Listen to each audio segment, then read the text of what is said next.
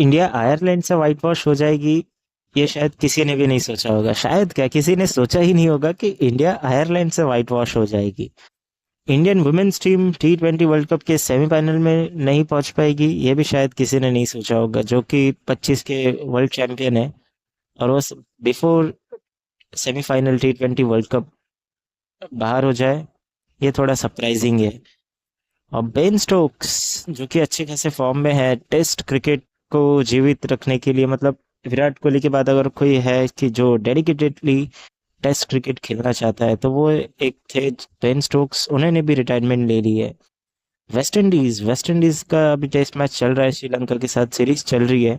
वहां पर उनके लिए काफी अच्छी खबर है। क्या खबर है, वो सारी चीजें हम जानेंगे आज के इस वीडियो पे।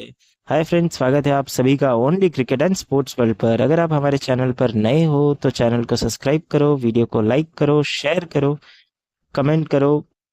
तो चलिए शुरू करते हैं आज का वीडियो। बात करते हैं आयरलैंड और इंडिया की सीरीज से। 2 मैच की सीरीज थी ये। पहले मैच में 183 के जवाब में इंडिया ढेर हो गई, वो मैच भी इंडिया जीत नहीं पाया। दूसरे मैच में 155 का ही टारगेट था, उसमें भी इंडिया कोलैप्स कर गई। 1 रन से वो मैच हार गई। पर आयरलैंड की दाद देनी होगी, जिस तरीके से उन्होंने, मतलब उनका जो मेन स्ट्रेंथ टीम है, 6 प्लेयर नहीं होने के बावजूद इंडिया को धूल चटाना, ये कोई खाने की बात नहीं है।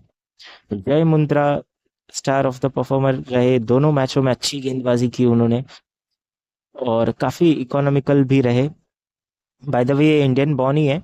इनकी स्टोरी भी बहुत ही इंटरेस्टिंग है। ड्यूरिंग द कोविड पीरियड ये आयरलैंड चले गए थे, बीटेक किया इंडिया से, वहां पर चले गए आयरलैंड एमटेक करने के लिए। और क्रिकेट का जुनून, इंडिया, हम भारतीय हैं तो क्रिकेट से कैसे दूर रह सकते हैं, तो वहां पर ही आयरलैंड में ही डोमेस्टिक क्रिकेट खेलना चालू किया। और वहां से ही उनका दरवाजा खुला आयरलैंड क्रिकेट टीम के लिए। मौका मिला, मौके को दोनों हाथों से लपका इन्होंने और अच्छा परफॉर्म भी करके दिखाया। और ये अंडर 14 भी खेल चुके हैं राजस्थान से, राजस्थान के ही है ये। तो वहां से ये खेलते थे, बट अब आयरलैंड को रिप्रेजेंट कर रहे हैं। तो ये बहुत ही शानदार जीत रही आयरलैंड की। First ever in T20 series win है against India, first ever win है अगेंस्ट इंडिया। इसके पहले 8 मैचेस हुए थे, आठों के आठों इंडिया जीते थे। 16 सीरीज के बाद ये पहली सीरीज इंडिया हारी है यहाँ पर। तो ये थोड़ा सरप्राइजिंग है। एक नए एरा की शुरुआत हो रही है। सूर्य कुमार यादव की जगह पे अब श्रेयस अय्यर ने टेक ओवर किया है। तो लोग जो उनको क्रिटिसाइज कर रहे हैं, तो यार क्रिटिसाइज मत करो, एक जस्ट स्टार्ट है ये, बिगनिंग है।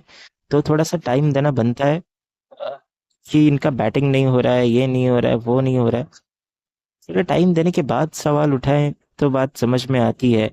हम सभी ने श्रेयस अय्यर को कैप्टन बनाए, कैप्टन बनाओ, ये मांग की थी। अब वो जब कैप्टन बन गए हैं तो उनको थोड़ा मौके भी तो दो।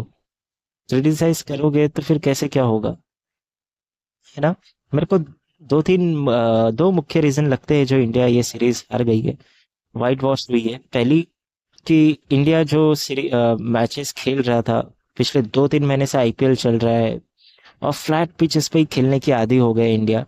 जब दूसरे मैच में श्रेयस अय्यर टॉस के लिए भी आए तो आयरिश कमेंटेटर ने पूछा भी कि आप कैसे मैनेज करोगे यहाँ पर, क्योंकि फ्लैट ट्रैक तो है नहीं। ऐसा उन्होंने सीधा सीधा पूछा था।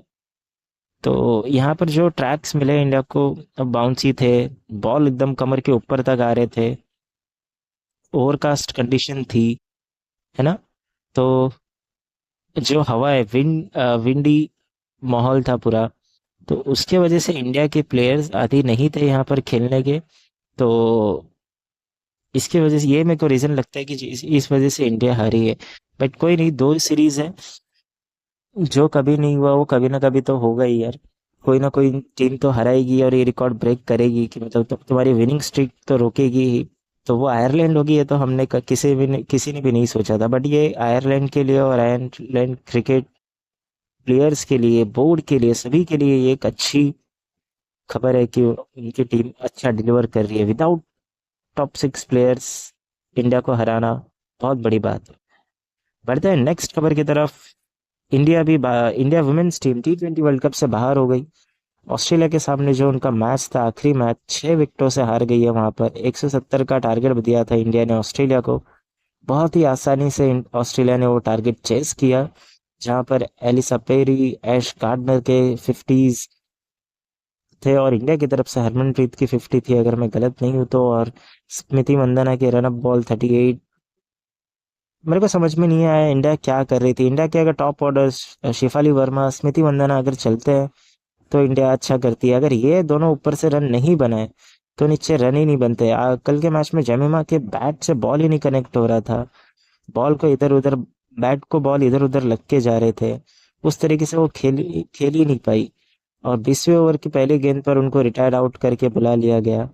अगर ये रिटायर्ड आउट करना ही था तो पहले ही बुला लेते। ऋचा घोष बाहर बैठी हुई थी, उनको भेज देते पहले। थोड़े बहुत बैटिंग लाइनअप में चेंजेस करने चाहिए थे इंडिया को।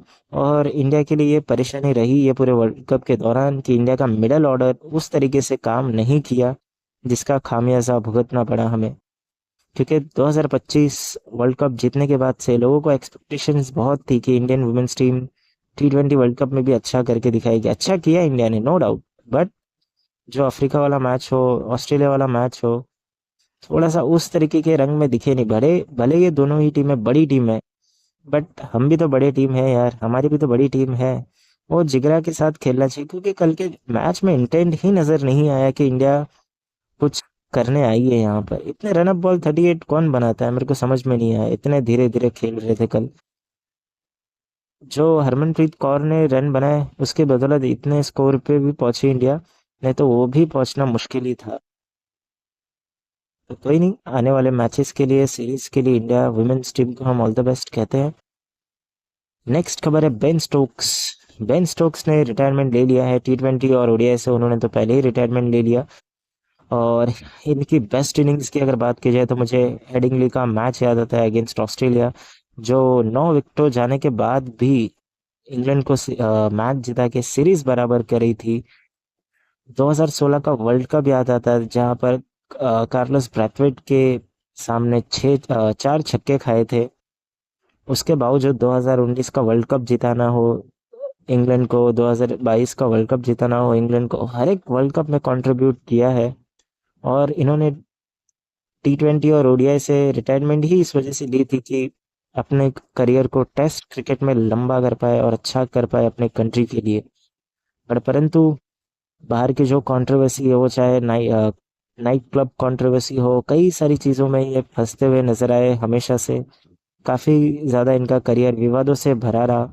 अभी भी जो हुआ फर्स्ट टेस्ट मैच के बाद, रग्बी प्लेयरों के साथ इनकी भिड़ंत हो गई, इनकी गस्ट एटकिंसन की। तो ये बंदा ऐसा था कि जो अपनों के लिए लड़ जाता था किसी के भी साथ। टेस्ट में 7,000 रन से ज़्यादा रन बनाए, विकेट्स लिए 258। जब इन्होंने रिटायरमेंट की अनाउंस की, उसके अगले ही गेंद पर विकेट लिया इन्होंने। तो एक फाइटर, एक गुंडागर्दी बोलते हैं ना, करना, जो मतलब हार नहीं मानना है कभी, ऐसा इनका इंटेंट होता था और बहुत मज़ा आता था। और विराट कोहली की भी हमेशा तारीफ करते हैं कि मतलब टेस्ट क्रिकेट को आगे लेके जाना चाहिए। तो वैसे ही इनका भी इंटेंट रहा है हमेशा, और जीवित रखा है ये लोगों ने ही अभी तक टेस्ट क्रिकेट को इंटरेस्टिंग बनाने के लिए। जो बन पड़ा इनसे, इन्होंने पूरी कोशिश की वो कर पाए। बट खैर, अभी अंत हो गया है इनका करियर का, तो देखते हैं आगे क्या होता है। तो हम इतना ही कहेंगे कि ऑल द बेस्ट। बढ़ते हैं नेक्स्ट खबर की तरफ। वेस्ट इंडीज ने श्रीलंका को 217 और 1 इनिंग से हरा दिया है। श्रीलंका ने 308 रन बनाए फर्स्ट बैट करते हुए। दूसरे इनिंग में वेस्ट इंडीज ने 600 प्लस रन ठोक दिए, जिसके जवाब में 101 पर ही श्रीलंका सीमित रही।